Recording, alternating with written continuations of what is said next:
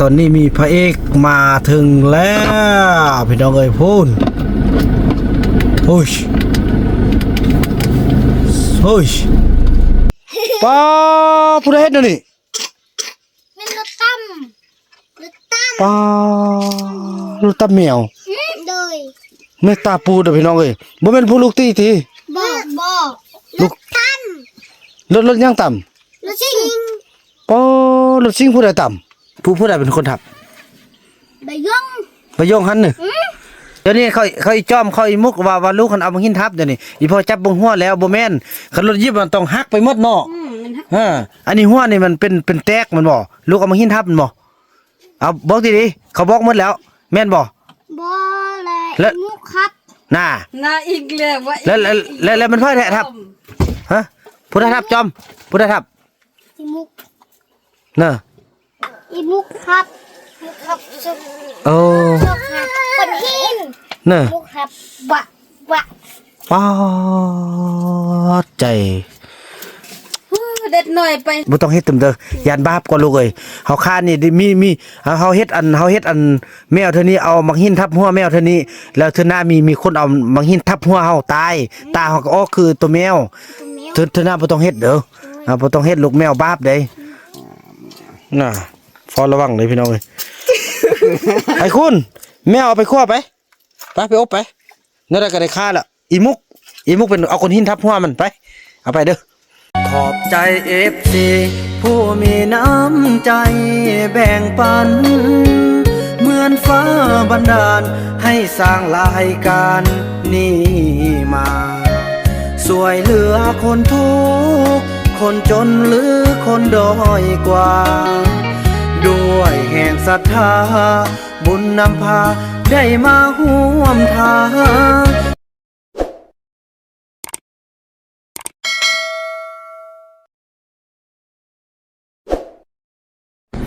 สบายดีท่านผู้ชมสบายดี FC ของบ่าวบุญนำกันเบิดสุขคนพี่น้องบ่ว่าสิอยู่ภายในหรือว่าอยู่ต่างประเทศคลิปนี้พี่น้องเป็นคลิปที่บ่าวบุญนำระวังและก็ย่านกลัวที่สุดพี่น้องแล้วก็เชื่อว่า FC ทุกคนคงจะคิดคือบ่าวบุญนำตอนนี้เด็กน้อยทั้ง3ได้เข้ามาแล้วแต่ว่าตอนนี้มีพระเอกมาถึงแล้วพี่น้องเอ้ยพูนโอ้ยไอ้วาดพี่น้องเอ้ยไอ้วาดมาแล้วโถมาเห็นจอมใจเฮ็ดจังไดเนาะแต่บ่าวบุญนำได้บอกเซาลี่แล้วแนะนำบ่ให้บ่าววาดมาหาเซาลูกสาวจอมเด็ดขาดเพราะว่าได้เสียเงินค่าดอกมันยังทุกอย่างแล้วเนาะจะได้ห้ามทุกอย่างเลยพี่น้องเอ้ยแต่ว่าถ้าว่าห้ามแล้วเขาบ่ฟังความฮักของเขาก็สิจำเป็นเด้พี่น้องเอ้ยเนาะพอวิธีชีวิตของเขาพี่น้องเอ้ยเฮาเลือกดีที่สุดแล้วแต่มันก็บ่เป็นดังที่เฮาเลือกพี่น้องเดี๋ยวนี้บ่าวผู้นำจะบ่คาดหวังแล้วก็จะบ่ตั้งความหวังอีหยังไรเนาะเพราะว่าผ่านมาแล้วคือเฮาที่เข้าเรียนนั่นแหละพี่น้องเอ้ยเข้าเรียนทุกอย่างให้อยู่ดีกินดีแต่เขาบ่ได้สนใจพี่น้องเลยมานี่มากินข้าวกินน้ำบ่ฮู้ว่ามานี่จะได้มีหยังไปค่ายทางนอกแต่ละคนพี่น้องเอ้ยเนาะตอนนี้ลูกสาวพากันขึ้นไปเฮ็ดเวียกนำเซาลีบ่าวบุญนำได้จัดเวียกให้ขึ้นไปอนามัยแล้วกันไฟเนาะแต่ว่าจะได้ติดแทดคิดว่าจะไปเวียกบ่ได้ไปแล้วนี่พี่น้องเอ้ยคันสภาพแบบนี้ไปบ่ได้เนาะจะได้รอเบิ่งอยู่อุ่นผู้ใดซาวติกเนาะจังซั่นแหละพี่น้องเนาะมีสติแล้วก็ลุ้นไปนำกันพี่น้องเอ้ยบ่าวบุญนำจะทุกวินาทีบ่าวบุญนำจะบ่ให้อันขาดจากสายตาเนาะถือว่าลูกสาวจอมแล้วก็เด็กน้อยสำคัญน้องมุกอีกพี่น้องเอ้ยน้องมุกนี่จะส่วนอันจุลูกๆจุหมู่เข้าป่าเด้พี่น้องเอ้ยนางมุกนี่ก็สำคัญพี่น้องเห็นเฮานี่แบบยานตาซักใส่นะพี่น้องเอ้ยจังซั่นแหละพี่น้องบ่าวบุญนำจะทำหน้าที่ให้ดีที่สุดพี่น้องเอ้ยเนาะพี่น้องเอ้ยเนาะแล้วก็ได้เดินทางมาฮอดนี้แล้วเพิ่นเอาเบียร์มากินอยู่นี่แก้วใหม่ๆนึงบ่าวบุญนำก็เกี่ยมสปอนเป๊ปซี่เนาะมาให้ลูกพี่น้องเอ้ยเพราะว่าเขาเจ้าอยากกินเนาะเขาเจ้าเฮ็ดเวียกเด้ โอ้ไอ้บุญรอดบ่ต้องไล่คุบไก่แม่เด็กน้อยนี่พากันคุบไก่ตลอดไปเลยโอ้ไอ้บ้านกินข้าวกับหยัง กับปับลม บับโลมดง ปับลมดง บับโลมเอามาปลากังเนาะ ปากกัง ไปใส่มานี่น่ะไปใส่มา ไปหุยน้อยนะ ห้อยน้อยมา ได้ยังกินได้ เขาได้ชิคัน เดี๋ยวสักคัน ข้ามน้อย เดี๋ยวสักคันน้อยเบิ่งสักคันพี่น้องลำนี้น้อยเนาะ ลำนี้น้อยช่อห้าบ่เห็น เอาไปค่ายเด้อเอาไปค่ายเอาเงินเด้อบ่ได้ชิ้นหมูที่ทรงนี้น่ะ บ่ มันยำแรงเนาะ บ่เล่นย่ามเหือ มันเขาวัดเขามาทำว่ะมันห้องซิเตสแล้ว ก็ห้องสิแตกมันนึงก็พ้นละ มันเล่นตัวอะไรพ่นไอ้ ห้องสเตทไม่ยังห้องสเตท เฮ้ยชิเซส อันว่าเซนะห้องสเตทแล้วฝนสิตกโอ้แม่งอันห้องสรีซิเซโอ้มาจากคน ผู้เดียว ผู้เดียวแล้วพ่อบุญไทยอยู่ใส่ เอาคนไทยไปห้วยน้ำส่ง นู่นเด้ มาไง บ่มาไง ให้ พวกนู่นเด้ ใกล้ๆเลยลูก พวกนู่นไปใส่ อีนู้นก็ไปพุ่นไปนู่น เลยอยู่เทิงนี่บ่มีเฮาอยู่ อยู่นี่ที่เฮาผู้เดียว อยู่ผู้เดียวบ่ยานแล้วอันพ่อคิงเนี่ย ฮอกคิงโตก็ไปพุ่นแน่ ไปหัวซ่องน้ำกันแสดงไอ้วาดอยู่นี่ผู้เดียว อยู่นี่ผู้เดียว บ่เห็นคำน้อยเด้อเนอะบ่เห็นคำน้อยเด้อ บ่เห็น นี่ซาลี่ยังมาแล้ว มาไปบอกซาลี่กันน้องแล้วเนอะบ่แล้วเลยติยังไล่บ่สอดพี่เถอะ ชอบแล้ว ฉันแล้วปอเก่งกระโดดอย่าบักวัดมากกว่าแล้วเบิ่งอันลูกสาวจอมดีๆเดี๋ยวบ่เฮาไปใส่เด้อบ่ต้องให้พอเฮาเอาเงินจ่ายคืนแล้วก็เนาะเอาเงินจ่ายคืนแล้วแม่นบ่บ่ต้องอย่าสิส่วนลูกเข้าป่าแล้วอย่าลูกยักเข้าบ่มีข้าวกินก็ไอ้พุ่นน่ะคนมันก็บ่มีแล้วเด้อเดี๋ยวนี้ บ่มีไอ้ หาลูกคันว่าเห็นว่าบ่ต้องไปอยู่นำอีแม่คันว่าสิไปเราทำพ่อบุญนำว่าสิเด้อเพราะว่ายานสิมันสิเอาไปแจ๊ะ บ่แม่นไปแจ้ไอ้ยันเขาไปตี ไปตี บ่เอกยันเขาแทง อย่าเขาญาติกัน ยันเขาห่วงกันยันเขาห่วงกัน ผู้หนึงมีคู่ผู้หนึงบ่มีคู่เนาะ ยันเขาตีกัน แล้วลูกไปใส่เด้อนี่ลูก จ้าบ่เห็น แล้วไปเฮ็ดเวียกไปเฮ็ดนำกันจักคน บ่ มีแต่พวกน้อง2คนไปเฮ็ดแล้วพากันไปใส่ซิ ว่าบ่ไป แม่ชวนไปก็ว่าบ่ไปว่า แล้ว ลินอยู่นี่ แล้วมีแต่2คนนี่เฮ็ด มีแต่สองคนเฮ็ด มาสอดพี่แล้ว ชอดนี้แล้ว โอ้เก่งกระดอก ชอดแล้วไอ้ นี่สมเสยแท้ๆบ่ตัวอันบ่ บ่ตัว อันนี้เอาไว้ให้ลูกเด้อ บัดลูกมาแล้วพากันนี่ไอ้คุณมาเย็นกินเด้อปั่นเอาไว้ให้ลูกเด้อโอ้นี่แมงเพิ่งพี่น้องเอ้ยนี่ คุณโกน เพิ่งโกนล่าเด้อพี่น้องชีเลี้ยงเพิ่งต่อไปโอ้ยไปใส่ว่าบอกไอ้จันอยู่เบิ่งร้านเบิ่งร้านไปเอามา ตอนมันพากันไปลินน้ำอีกแล้วไปลินน้ำพุ่นแหละจ้าเถอะมื้อนี้เขาก็มาเนาะ มึงเขาก็มา รอใหญ่เบิ่งได้ดอกวาดมากกว่านี่บ่วาดมาผู้เดียวเด้อมาผู้เดียวเราไปจอมมันแหละระวังดีๆเพราะว่าตะกี้น้องเอาไปให้เขาเนาะแต่ว่าตอนนี้หั่นตะกี้เฮาเอาเงินอันมี FC ทางฝั่งไทยเพิ่นส่งเงินมาแล้วเด้เนาะเอาไปให้เราได้ค่าดองคืนแล้วเนาะแล้ววันนี้บ่เอาไปเด้อ บ่เอาไป บ่เอาไปคันว่าเขาสิมักก็ให้มันเยอะๆก่อนอันนี้ยังผู้น้อยแม่นบ่ น้อย ให้มันนมใหญ่ๆก่อนเนาะมันอักแจะทวึงก่อนเนาะ อักแจะถึงวึง อันนี้มันยังอักแจะติด ยังอักแจะติด นั่นเด้ออันน้องก็เบิ่งสายเด้อเดี๋ยวนี้บ่ฮู้ว่าเขาจะนำไปใช้เดี๋ยวนี้พี่น้องเอ้ยถือว่าซอดแล้วเด้อซอดละเรียบร้อยแล้ว อยากไล่หุ่นเนี่ย อ้าวคันยังไล่บ่ได้จ่ายเงินเด้อก็สอดแล้วบ่ว่าดีๆดู ลายไอ้ละแปลลายอยู่อันไม่บุ้งมันแคมทางนี่ ชอบบ่สอดบนเก่าเถอะ บ่ชอด เออ ไป สัก เดียวหนึงเหรอ ยังน้อยเดียวเอาไปให้ตึมมันแล้วบ่แล้วสิจ่ายเงินเลยเนาะเนาะเฮ็ดซะได้ไปตึมบ่ ยังเปลี่ยนแคมทาง เข้มทางแล้วจะเอาเงินเอาซะนั่นเนาะ ผู้แล้วก็เฮอผู้แล้วก็ยาละไอ้ บ่ เดียวหนึงนะ บ่แล้วก็จะเอาเบิดเดียวโอ้อ้าวไปซะได้แท้เนาะยังสอดหรือบ่สอด ชดแล้วไอ้ น่ะแล้วนี่ว่าบ่สอด ชดแล้ว สอดแล้วเฮ้ยซะได้ บ่ยกว่า ย่อสอดแท้ บ่ชอดนี่ ๆฮะ เอาช่องใบมา เอาไอ้มีแต่เบิดเดียวน้องตอนนี้ไอ้บ่มีเงินแล้วเดี๋ยวแล้วซำนี้เนาะมื้อเช้านี้น้องมาช่วยเด้นะเฮาก็เฮ็ดเวียกช่วยได้เด้บ่เฮ็ดแต่เช้าเนาะเนาะได้แล้วเนาะซำนี้เนาะอันนึงเนาะ พักใจเด้อไอ้ โดยขอบใจน้องคือกันเด้อสำนีก็แซ่นหนึงก็ได้หลายแล้วก็เนาะอ่า ขอบใจน้องแล้วล่ะเด้อพี่น้องเอ้ยก็ถือว่าสิให้ซาลีอีกเนาะเพราะว่าลูกมันจักไปใช้เด้อนี่น้องเอาเงินบ่ บ่ บ่เอา บ่เอา โอ้ขอบใจน้องหลายๆบ่แท้ บ่น้องบ่เอา ๆโอ้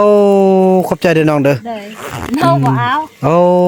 ดีใจพี่น้องซะนะขอบใจ มีหยังอาจก็สิเบิ่งน้องเด้อ เลย อาจจะเบิ่งสิแยงน้องให้น้องมีอยู่มีกินตลอดไปใช่ป่ะแต่จริงสอดแล้วบ่คุณตัวซื่อๆนะ ตัวชื่อ สอดแท้ น้ำชดแท้ ๆๆเขาว่าอายอีคุณเว้ายอก เน้อ ชดแล้วอาย เออ เบิ่ง6ตื้มแล้วปัดไปซื่อๆแหละ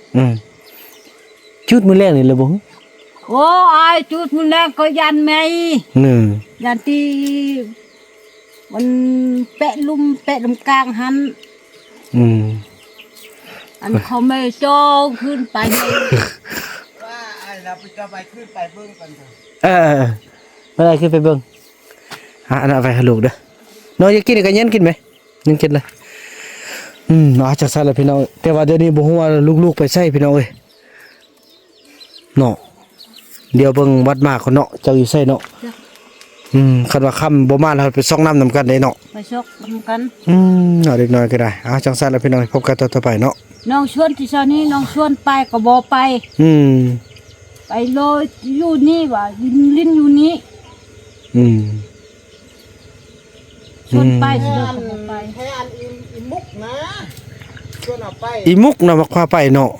ไอ้มุก บ่แม่นสวนเขาป้าติ จักถ้าเบิ่ง ตายเบิ่งจะดูหาพอวานก่อนพี่น้องเอ้ยเนาะแปลกๆบ่มันรู้สึกว่าแปลกๆพี่น้องเอ้ยเดี๋ยวโทรหาพอวานก่อนอีพ่อวันนอนให้ติ ทักก็ว่านี่แหละ เนี่ยอีมุกบ่พาไปน่ะอีมุกพาไปเนาะเนาะ อีมุกเนี่ยหาไป โทรหาพอวานเบิ่งก่อนโอ้ย เลขหมายที่ทานโทรหาอยู่นอกเขตบริการ โอ้สัญญาณบ่มี น้ำเบอร์ อ้าวตายคัก อันลูกมันติ เนาะรอรุ่นพี่น้อย หวังว่าอย่าสุแม่นนั่นคันแม่นเด้อคันสมมุติมันอีมุกพาไปเนาะ นี่แน่ คันอีมุกพาไปแล้วบัดนี้คันมานี่ด่าเลยอีมุกน่ะ ไอ้ ฮะ อันน่ะวัดอีมาแล้ว เห็นแล้ว เห็นแล้ว เออ เห็นต้นแล้ว เห็นเมื่อกี้นี่มาเมื่อกี้นี่แล้วคันแม่น มาเนาะ เสิได้บ่ไปเอาไปซอกบ่ แม่อยู่อันสินำเนี่ยไปก็เห็นแล้ว ไปซอกตาไปเก็บผักได้บ่ จักนำคุยน้องก็บ่ได้อาบ นำทั่วเพราะว่าก็บ่มีสัญญาณพี่น้อย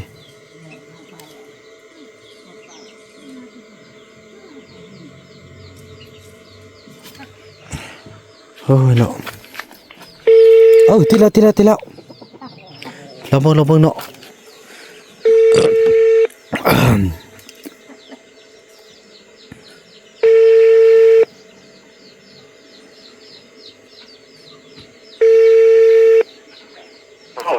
ฮัลโหลโยงยัดอะมื้อ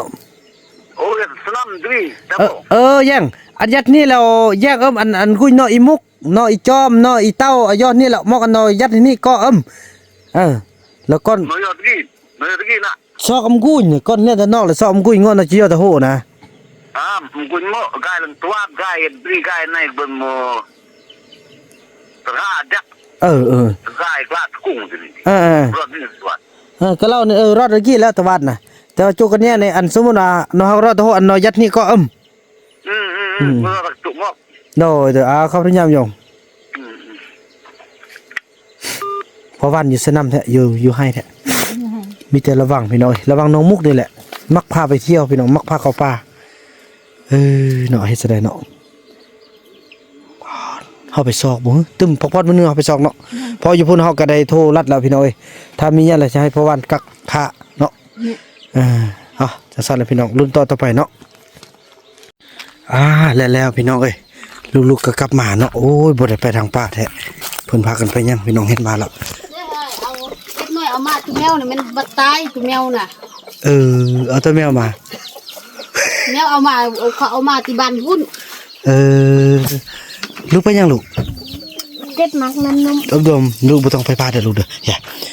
บักวาดมาแล้วบ่ต้องไปโรงวาดเด้อกินมันพอเด้อนี่อีพ่อซื้อเป๊ปซี่ไว้ดำมันน้ำแม่ลี่ก็นี่เห็นอักกิลอักกลึก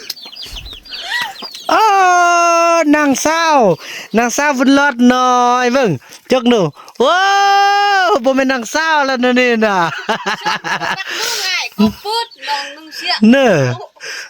นุ่งเสื้อแล้วบ่มักแท้จริงกันเฮานุ่งเสื้อแล้วมักแกะออกแล้วนุ่งกระโปรงแล้วบ่แกะโว้ว นุ่งซ่องน่ะเป็นลูกไทยออก เนาะมักนุ่งแบบนี้ไปหน่อยสาวบุญรอดหน่อยนี่แน่อันอีพ่อซื้อนั่นเอ้าป้าผู้ใดเฮ็ดนั่นนี่ มันรถตั้ม ป้าลูกตาแมว โดย แม่ตาปูเด้อพี่น้องเอ้ยบ่แม่นผู้ลูกตีติ บ่รถตั้ม รถยังต่ำ รถชิง ป้ารถซิ่งผู้ใดต่ำ เพิ่น ป้า ตั้งมันไม่เอาน้องอยู่แล้วน้องชิงเบิ่งเอามาฮิ มอมย่าบัดนี้ผู้ลูกผู้ลูกเห็นบ่ต้องเอามาเด้อขี้ยานแม่พี่น้องเอ้ยพอบ่นำบ่เห็นเนาะหาก็เห็นอยู่จงไปสู่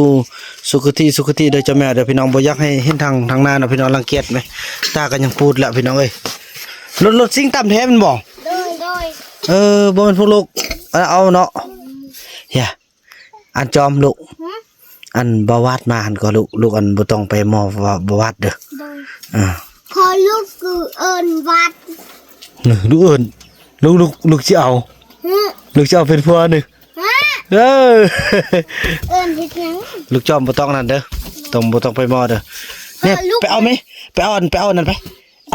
อาไปสิน่ะแม่ลี่ไปพ่อซื้อไว้หั่นน่ะเอ้ยนางบุญรอดน้อยนี่เบิ่งจกเบิ่งดู ตาเล่ บ่แม่นตาเล่และตาพูดรถซิ่งต่ำแท้ๆบ่แม่นผู้ลูกเอาแม่ทับติ บ่ ตัวไอ้พ่อติแล้วอันลูกยังบ่ฮ้องซะเข้าบ้านเขาตำมาเสียลูกบ่ได้ฮ้องนึ บ่ พี่น้องเอ้ยบ่น่าเชื่อว่าแมวยังสิไปรถต่ำเนาะได้บ่าวบุญนำขออนุญาตจับเบิ่งน้องแมวก่อนพี่น้อง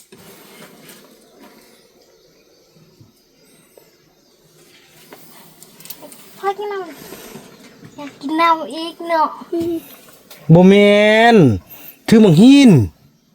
ผู้ลูกมังหินทับติเอาบ่อีพ่อบ่ตัวอีพ่อบ่ว่าหยังดอกเอาว่าความจริงอีพ่อฟังเอาว่าเด้อเอาลูกบ่เป็นหยังไปเลยบ่เอาเป๊ปซี่ให้กินเป็นจังได๋นี่ผู้ลูกมังหินทับผู้ใดเป็นคนทับ ใบย่อง บ่ยงหันนึโอ้ แมวป่า ป้ากะยาลูกป้าบ่ต้องฆ่าเด้อแม่พี่น้อยบ่บ่นำไปจับแล้วพี่น้องเห็นมั้ยตาน้องเนาะโอ้ ลูกนึง นี่บ่นำจับนี่แตกหมดพี่น้องเอ้ยเนาะ มดนึง แตกหมดนี่น่ะแม่ตาจงพูดเลยพี่น้องเอ้ยนี่โอ้เท่นี่ เจ้าคาสะ เมื่อวานมื้อก่อนนี่ก็ฆ่าไก่ เอาลูกมาขึ้นมานั่งเฮือกอีกมั้ยอันนี้มาเอายังมายัดดีๆมาพูดเกือบมาเอาจ้องมานี่ลูกอีพ่อทำเนี่ยอันเดียวนี้หันผู้ลูกอันไอยงบริตัวอีพ่อเต้บ่แม่นไอยงค้าหรือว่ารถซิ่งต่ำ รถซิ่งต่ำ เอาเว้าดีๆบ่ตัวอีพ่อบ่คือตัวคันบ่เป็นอีพ่อก็บ่ได้ดอกลูกเอามาหินทับมันบ่ บ่ น่ะเดี๋ยวนี้เขาอีจ้อมเขาอีมุกว่าลูกคันเอามาหินทับเดี๋ยวนี้อีพ่อจับบ่หัวแล้วบ่แม่นคันรถยิบมันต้องหักไปหมดเนาะอันนี้หัวนี่มันเป็นแตกมันบ่ลูกเอามาหินทับมันบ่เอาบอกดีๆเขาบอกหมดแล้วแม่นบ่ บ่เลยมุกครับ น่ะ น่าอีกแล้วว่า แล้วมันเพิ่นแท้ทับฮะพุทธทับจอมพุทธทับ อีมุก น่ะอีมุกน่ะอ้าวอันนี้ว่ายงเอาตกลงมันไผแท้ตกลงบ่ต้องตัวไอ้พ่อ บ่ได้ตัวอีมุกครับมุกครับสุก โอ้ สุกครับคนหิน น่ะ มุกครับวะ ป๊อดใจ เด็ดหน่อยไปซอกหาตัวแมวเฮ็ดหยังบ่แม่นแมวป่าแมวบ้าน แมวบ้านโอ้นี่แม่ตาพูดเด้อพี่น้องเอ้ยป้าผู้ลูกบ่ต้องเฮ็ดตึมเด้อนี่เด้อลูกมุกบ่ต้องเฮ็ดตึมเด้อย่านบาปก่อนลูกเอ้ยเฮาค้านี่มีเฮาเฮ็ดอัน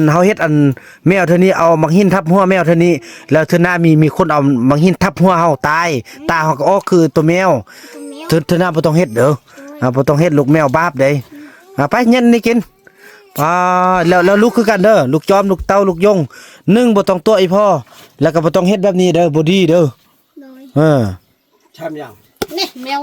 3คนเด็ดน้อยไปเอาตัวแมวเอามาหิ ว้าว อ๋อ คนชิโลค่า แมวบ้านนี่น่ะ ป้าได้หมวกนี่มาแต่ใส่ จ้าง ามก็ดอก เบิ่งอนุญาตเด้อโปเป็นหมวกอันนั้นเด้พี่น้องเอ้ยหมวกของอันมีหยังพี่น้องเอ้ยบ่บ่นำเห็นแต่อยู่ในหนังซุบเลยน่ะฟอระวังเลยพี่น้องเอ้ย ไอ้คุณแมวเอาไปคั่วไปอบไปนั่นได้ก็ได้ค่าละอีมุกเป็นเอาคนหินทับหัวมันไปเอาไปเด้อ บ่แม่นแมวอยู่นี่อ้ายแม่นแมวอยู่บ้านหุ่น ปอ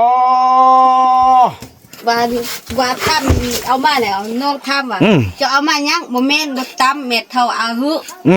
เม็ดเท่าเขามักนี่กับแมวเม็ดเท่าอาหือ เสียดายเขาขี้ตัวเนาะ บ่ฮู้บ่เห็น เบาบ่นำไปจับเบิ่งหัวนี่เป็นแตกมุนเสียดายว่าถือมึงหินพี่น้องเอ้ยเนาะแน่ ปอ ถือมึงหินแล้วตายจนปูดพี่น้องเอ้ยโอ้น่าสงสารยังอุ่นๆนึงก็มันน่ะเบาบ่นำจับอุ่นๆนึงน้องฮักก็เจอคาดนึงพี่น้องเอ้ย เขาดิ้นชี้มันกินมันหาก บ่แม่นอยู่บ้านปูน บ่แม่นแมวอยู่เฮาสิ บ่แม่นแมวเฮาแมวบ้านหุ่น ไปไอ้คุณเอาไปคั่วกินไปน้องเคยกินอ่ะไปจับไปเอาตัวใหญ่ก็บาปก็คันแห้งบาปก็เนาะคันบ่คั่วน่ะเนาะไอ้วาดบ่คิดติเอา ทำอีมุกทำตัวติข้องอันค่าหันครัวเลย ไปแม่ลูกไปคั่วไหมบ่เย็นพากันเย็นน่ะไปเย็นอันนั้นกินไปเบิ่งอาติ๊กน้องเอาไปไว้ลุ่มไปดูสงสารน้องไปเอาไปไว้ลุ่มเลยบ่าวบ่นำจะบ่ให้ทุกคนเห็นพี่น้องเอ้ยเนาะบ่าวบ่นำเอามือไปจับเบิ่งเรา เป็นไงล่ะ เป็น ตะไว้นี่มื้อแลงก่อนอยากให้ขวด โอ้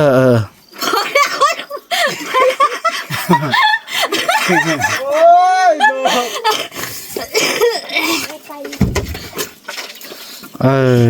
มื้อแลงสิค่อยเอามันฮ้อนพอตับมันฮ้อน ขอใครให้ เด็ด ฉะนั้นบ่ต้องตุ้มเลยอย่าเขาด่าบ่เป็นของเฮากับย่าแมวนี่เป็นเฮาต้องรักษาเพิ่นเป็นขี้ไข่ของอันพระเจ้าเด้บ้องเลยแค่เลยเนี่ยบ้องเลยบ้องปึ๊บ เย็นกินเลยลูกเย็นกินเลยอันนี้ไปเฮ็ดเวียกมื้อเช้าเด้ออีพ่อซื้อให้แล้วเด้อทานกินอยู่เฮือนแมรี่ยังปุกนึงก็ยังตุกนึง เอาหยังลูก หาลูกกินได้หาลูกกินนำได้หานางบุญรอดกินแด่ มึง ย่า ฮะ อีนี่ว่าอยากกินเบียร์จนน่ะ อยากกินเบียร์ ซะแล้วเนาะ แม่ที่ชอบเอาจอกเที่ยวบ่มีละลูก บ่เนี่ยคันซาลี่อยากกินเบียร์เรากินอันเป๊ปซี่ใส่ก็ดีแหละเฮ้ดี ชี้นี่อีลี่ว่าบ่กิน เฮ้ยน้องอยากกินเบียร์เด้อน้องอยากกินเบียร์ กินเบียร์ น้องกินอันเป๊ปซี่ใส่ท่าแม่บ่นึงก็ลืมก็เออ เป๊ปซี่ เจ็บชี้แล้ว กินไว้ได้ยุ่ง บ่ลีอัน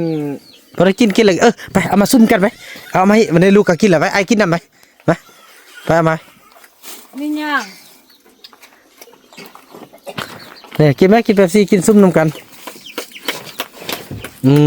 พี่น้องเอ้ยนี่แหละพี่น้องใจของคนพี่น้องเอ้ยโอ้ไอ้วัดสิเอาไปค่ายนึงเอาไปค่ายนึงปานงามบ่ไอ้บ่เอาดอก เจ้าว่า เอ้ย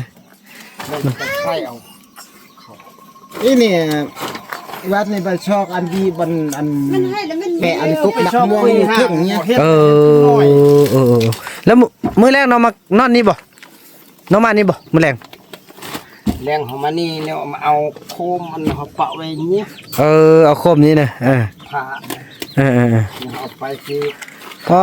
แต่งตัวดีขนาดพี่น้องมื้อนี้น่ะสุดยอดเลยแต่งตัวดีมีสไตล์ พ่อหน้าเอาเฮือนนวก งามเนาะได้อยู่ใส่บ่หมวกนี่น่ะ พ่อหน้า หัวหน้าให้ใส่ได้อยู่ใส่หมวกนี่ พ่อหน้าเนี่ยนวดเขามาเฮืออันบัวมักอีวัด ได้บ่ใจหั่นเด้อใจเครื่องเป่าหั่นนะพี่น้องเอ้ย ไปอีวัดจะไปบ้านเพิ่น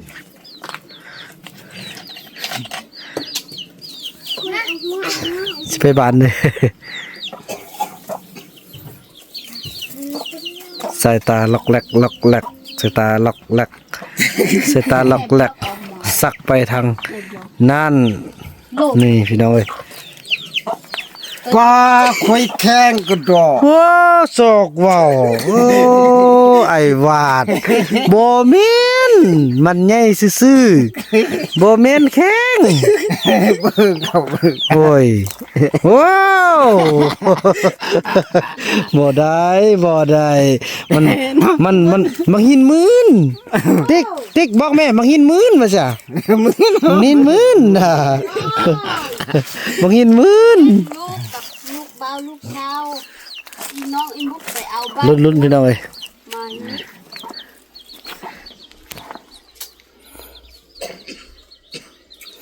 โมเมนต์นี้แมวเฮาเป็นเสาเนี่ยไป เขาไปเด้ออ้าย โดยโชคดีเด้อไปทางนี้เอากันไปมาแมลง มาแมลงโชคดีเด้อเพิ่นไปค่ายสะคาน บ่แม่นจะฆ่าไหนชินหมู สินหมู่หายสะคาน บ่แม่นจะฆ่าชินหมู สินหมู่ไอ้คูนมันบ่นี่ไปพุ่นละพี่น้องเอ้ยป้าพี่น้องเอ้ยมื้อนี้ เจ็ดเลย หากก็ได้มาฮู้นิสัยของน้องมุกมื้อนี้น่ะนี่แหละใจของเข้าพี่น้องเอ้ยเนาะมากี้ ของเข้าตี เขาอย่าบอกเขาเถอะนะบ่ต้องไปทับเด้อบาปก็สิ บ่ได้แล้วบอกอันนี้มุกหันนี่บ่ต้องไปดู มุก ไปเนี่ยบ่ นี่ มาเลย อีมุกอียงอีตอง พอชวนไปก็บ่ได้ไป ไปนำกันหมดไปหุ้น บัดนี้ไปอันนี้เขาว่าคนขี้ลักไปซอกอันบ้านเห็นของอยู่บ้านแล้วไปเอาของเขามาคือคนขี้ลักคันเขาหาเลยจึงเอาเนาะอันนี้นี่ เฮ้ยยังคอยเอา อันนี้ราคาสำได้นี่เนาะลูกบ่ต้องเฮ็ดเต็มจักเทื่อเด็ดขาด1บ่ขี้ลัก2บ่ขี้ตัวเด้อ ทำได้แล้วก็รถตำก็รถตำใต้ขาเฮอก็เอา อันนี้เป็นตัวเฮาเนาะ ทำสิอีมุกทักอียงทัก อีเตาทับอีจอมทับมันบ่ฮู้มันบ่จื้อก ลับไปกลับมาเนาะ บ่เฮ็ดวันนี้เขามาอยู่มอ ชวนไปก็บ่ไป มกคือกันบ่ต้องส่วนน้องไปเลาะทางไกลมื้อนึงโจรจับเด้อลูกเด้อขี้ยานนี่แล้ว ยานไดอ้าว บอกเขาได้พวังชวนไปวัดป้าก็บ่ไป อันนี้คือกันอันผู้ชมบ่ต้องไปแล้วบ่ต้องไปลักของเขา บ่ดีเขาจับ บ่ดีมันเขาจับ เขาจับเขามัด เขามัดไปเชือกคุ อืมนั่นแหละพี่น้องเอ้ยโอ้ยเนาะเป็นห่วงตัวเซาลี่เซาติ๊กกับเซาลี่เพิ่นก็เป็นห่วงแล้วก็บอกกันแหละบ่ต้องส่วนไปป่าบ่ต้องส่วนไปบนพุ่นบนพี่ยันโจรจับพี่น้องเอ้ยไปก็บ่ต้องลักบ่ต้องจกบ่ต้องม้อยของผู้อื่นเพิ่นก็เป็นห่วง ไปซื่นอันนู้นก็บ่ได้อยู่เฮือนก็บ่ได้อยู่ ว่าไปล้มผู้บ่าวอย่างน้อยอยู่ เออไปเข้าโรงเรียนก็บ่ไปเนาะ ข้อยงยันก็บ่ไป เด้อีมุกว่าเจ้ามียาชุบยาซองบ่อันนี้ก็มียาซองบ่แล้วเฮาถ้าบ่มียาเส้นบ่ชุบไปเซาะเบิ่งยาชุบยาซองก่อน แน่อย่าส่วนหมู่สูบยาเด้อลูกเต้าลูกโยงลูกจอมบ่ต้องสูบเด้อลูกมุกก็บ่ต้องสูบเด้อบ่แม่นเข้าไปซอกบ่แม่นยาสูบเป็นควาย สะค่อย บ่แม่นยาสูบ พูด ผู้บ่าว ผู้ใด นี่ สองคนนั้นอยากแจะติดอีสองผู้บ่าวนี่บ่อันนั้นบ่ที่สองคนเนี่ย เออ ว่าไปซอกเบิ่งยาสูบก่อนอยากสูบยาไป แต่จริงอย่าสูบมันอย่าสูบค่อยโอ้ บ่แม่นยาสูบเนาะเอ้ยเข้าไปหาผู้บ่าว นางบุญรอดนี่ ถือว่าสังสรรค์แล้วเด้อลูกเด้อบ่ต้องพากันเฮ็ดเต็มเด้อลูกมุกคือกันไปตุ้ม บ่ต้องไปลูกคันว่าลูกบ่อยากอยู่นี่แท้ๆลูกอยากไปอยู่ป่าลูกไปผู้เดียวบ่ต้องซ่อนหมู่เด้อหมู่นี่แม่เขาอยู่นี่เด้อแล้วลูกคันแท้ที่จริงก็บ่ต้องไปดอกอยู่นำพ่ออยู่นำแม่นี่เด้ออยู่นี่แหละบ่นึงเฮือนก็ได้ซื้อโทรทัศน์เนาะนี่เฮือนเขาสิตังให้แล้วคันเฮาไปพุ่นบ่มีพายุ ลักเอาของเขาไปน้อยเอาของเขาบ่ได้ เขาจับได้เขามัดได้นั่นแหละพี่น้องเนาะถือว่าคลิปนี้บ่าวนำจะขออนุญาตจบคลิปกันสำนี้ก่อนพี่น้องเอ้ยเนาะแล้วก็พบกันใหม่ในคลิปต่อไปก็เป็นห่วง มื้อแรงนี่มื้อแรงถ้าเอื้อยไปเบิ่งเฮือนเบิ่งเขาเว้ามาแล้วเว้าตอกเขาสอรี่ว่ามื้อแรงคันเขานำมาเว้าเรื่องแมวนะเอาไปนำเขาพอบ่นำก็สิค่อยล้มเขาเจ้านี่แหละบอกต่อไปบ่ต้องเขาเห็นแล้วก็บ่ต้องไปโลภไปมักโมมักอันนี้ก็บ่ต้องไปลักอันนี้เขาว่าไปลักก็เป็นของผู้อื่นเฮาจะกินเฮาสบปลูกเอาเองปีหน้าเฮาปลูกเอาเองคันเฮามีเงินเฮาไปซื้อก็คอคือเฮาอยู่แม่อีกกำเฮาอยากกินแม่เฮาอยากกินเทินกล้วยเฮาอยากกินมักหม้อเฮาอยากกินมักแตงเฮาอยากกินชาลีลูกมันเรื่องมันเดียวแม่จะไปซื้อไปซื้อมาเฮ้อยากกินขนมแม่อยากกินขนมมันเดียวแม่จะไปซื้อมาเฮ้ฟังเบิ่งแม่อีกกำเฮานี่สู้แล้วเยอะว้านั่นโอ้สู้แล้วเอาผัวได้ลูกจึงได้3คนนี่เนาะอันนี้น้อยไปลักของเขาไปมอยเอาของเขาบ่ดีว่าเรื่องจอมบอกได้บ่ต้องไปหาผู้บ่าวอย่างผู้น้อยอย่าสุคิดคืออีแม่ลายสิไม่ได้พี่น้องนกเขาท้องตาแมวพี่น้องเอ้ย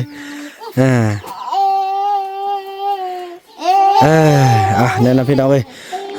นี่แหละพี่น้องหลายคนยังคิดว่าเชื่อความเขาเจ้าแท้จริงแล้วว่าหมู่ตีคงเฮียนเลยว่าอีหยังต่างปู่ย่าบ่ฮักทุกคนบ่ฮักนะนี่แหละพี่น้องใจของเขาตัวเป็นถ้าจับเข้าบ่ได้นี่เขาก็ตัวเฮาพี่น้องเอ้ยที่ผ่านมาเขาเจ้าบ่เคยเป็นคนขี้ตัวเด้อพี่น้องแต่ว่าเขาก็ตัวพี่น้องมาตอนนี้บ่าวบ่นำบ่ได้เชื่อหยังจักอย่างละเพราะบ่าวบ่นำสัมผัสหลายอย่างได้แมวมันนี่นะตาจนปูดพี่น้องเอ้ยเบิ่งนึงก็ตาแตกบ่าวบ่นำอยากให้ทุกคนได้เห็นเนาะแล้วก็บ่าวบ่นำจงมาสังเกตบางคันมันรถเหยียบรถต่ำมันต้องเป๋มาจับเบิ่งหัวลุบมันมีของแข็งเป็นมักหินถึกหรือว่าไม้ถึกบ่าวบ่นำจึงซ้อสิพากันยอมออกมาเอาไปมาแล้วแม่น้องมุกพี่น้องเอ้ยป้าสัวขนาดใจคนป้าแท้ๆนะพี่น้องบ่าวบ่นำก็จะมีสติระวังตัวที่สุดอันนี้แหละใจของเขาธาตุแท้ของเขาแท้ๆเลยพี่น้องเอ้ยเนาะดีแล้วมันเป็นบทเรียนให้บ่าวบ่นำบ่าวบ่นำต้องเซฟตัวเองให้ดีที่สุดเพราะที่ผ่านมาบ่าวนำบ่คิดว่าสิเป็นแบบนี้เด้พี่น้องแล้วมาเห็นน้องมุกนี่น้อยๆนึงยังสามารถเอาก้อนหินทับหัวแมวได้พี่น้องแมวต้องคุ้นขนาดแมวต้องมาลิ้นน้ มันจึงจับได้เนาะเอาไปมาจับหัวมาฟาดโอ้ยล่ะเอ้ยขอให้ไปสู่สุคติเด้อไปเกิดบอนดีกว่าเก่าเด้อจังซั่นแล้วพี่น้องคลิปนี้บ่าวบ่นำจะขออนุญาตเจ้ากี้กับสำนี้แล้วพบกันใหม่ในคลิปต่อไปเนาะคลิปนี้บ่าวบ่นำขอกล่าวคำว่าสบายดี